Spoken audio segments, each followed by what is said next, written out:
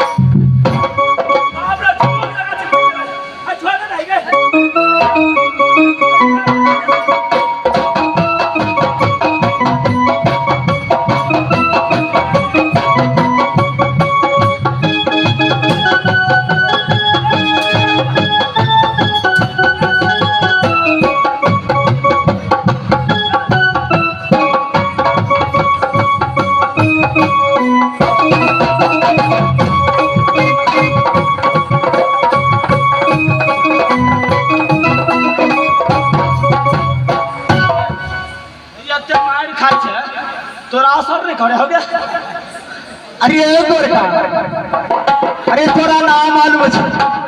अरे ओई पियाला मार की खेबे की जे करते ते से सहबे। हो मान खोया हमरो खियो मिले खातिर दिल हो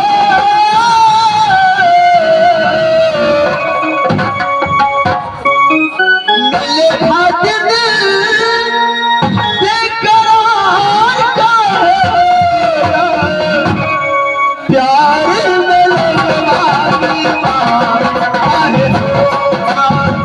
प्यार में लगवानी मार आहे।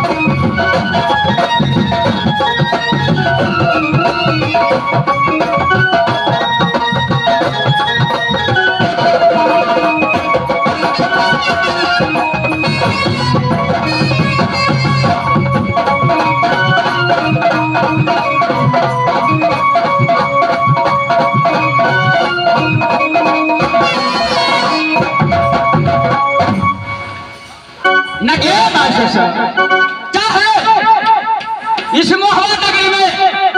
तू अगर प्राण भी तेजेगा, ये लड़का तुम्हारे संग शादी नहीं करेगा। चाहे बेशक दुनिया में कुछ भी कर ले तुम। अच्छा, चल अपना महल के पास।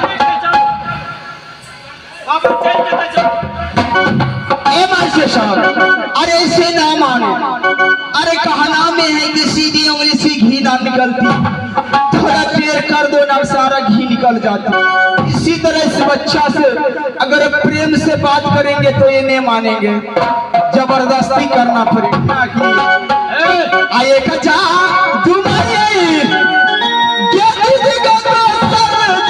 हम चला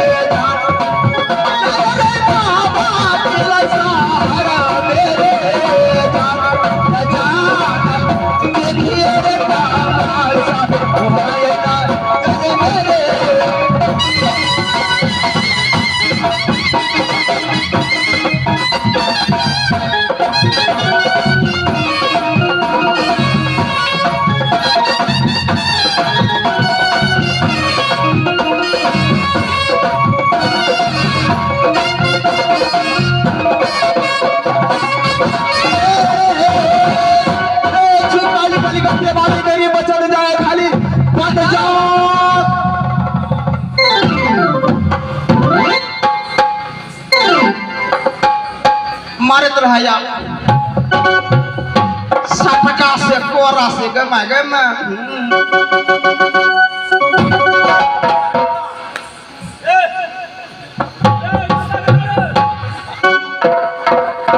मास्टर साहब अरे हम सुगा तो बना ले लेकिन सुगा के पढ़ा के ना देखली हमरे सुगा पढ़े छे कि मूर्ख छे कनी पढ़ा के देखे छे ए देखू रे बोले चित्रकूट की घाट पे चित्रकूट के घाट पे परे संत की भीड़ बड़े संत के भी तुलसीदास प्रभु चंदन घसे तुलसीदास प्रभु चंदन घसे तिलक करे राम रघुवीर हे राम रघुवीर बोले सीतारा बोलो सीता बोले सीतारा बोलो सीता अरे गोरका अरे एगो बात कही अरे बरगद के पेड़ पर एगो सुगा बैठल छे अरे सुगा के पकड़ लेलिए लेकिन सुगा के तो पकड़ लेलिए सुगा पढ़े छे कि ना पढ़े छे कनी पढ़ा के देखना हम पढ़ाइया हाँ कहाँ सुगा सुगा कहाँ गंदा खाना है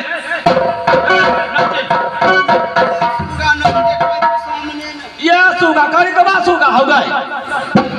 पढ़ता सुगा सुगा रवा हमरा कहया सुगा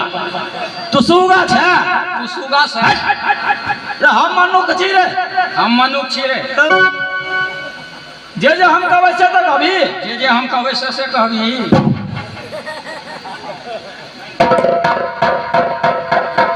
अच्छा पढ़ता हमरा साथे जे पढ़ै छियो हम पढ़ता हमरा साथे जे पढ़ै छियो हम अच्छा ठीक है हम पढ़ै छियो ठीक है हम पढ़ै छियो आहि रे तोरी के आहि रे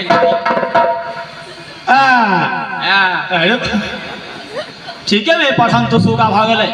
अच्छा ठीक है हम कहै छौ तू कहिए जे कहै छौ से कहिए ठीक कहाँ के लेता सुगा रे सुगा रे बौका भागले रे सुगा बौका भागले एगो छोट छोट के बजे छे एगो छोट छोट के बजे छे ठीक है मैं सुगा पढ़े